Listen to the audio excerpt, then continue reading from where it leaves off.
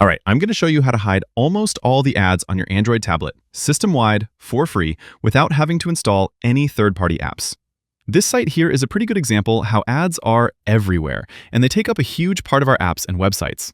Your Android tablet has a built-in feature that we can use to disable all these ads, and I'll show you how to do it. First, we'll go to Settings, and then to Connections, or on some devices, this will be under Network and Internet.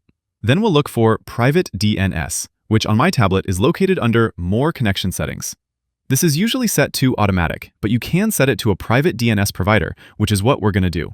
There are different DNS providers whose addresses you can use, and it's completely free. I like to use AdGuard, which is known for their ability to block ads. You can find the DNS address on their site, and I'll include it in the video description as well.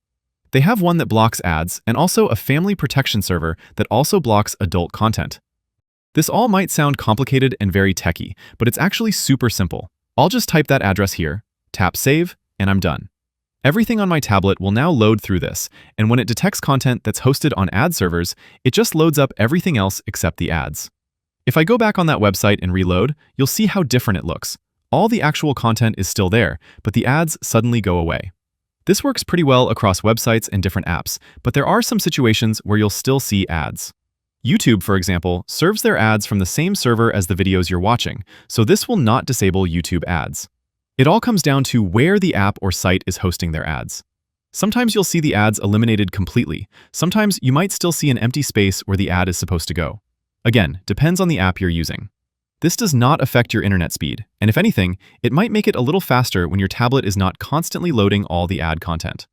If you want to disable this and return back to normal, you can just go to that same Private DNS menu I showed earlier and change it back to Automatic. And that's how you hide ads on your Android tablet. Click that like button if this helped, share with a friend who should do the same, and subscribe for more guides like this. Thanks all, I'll see you in the next one.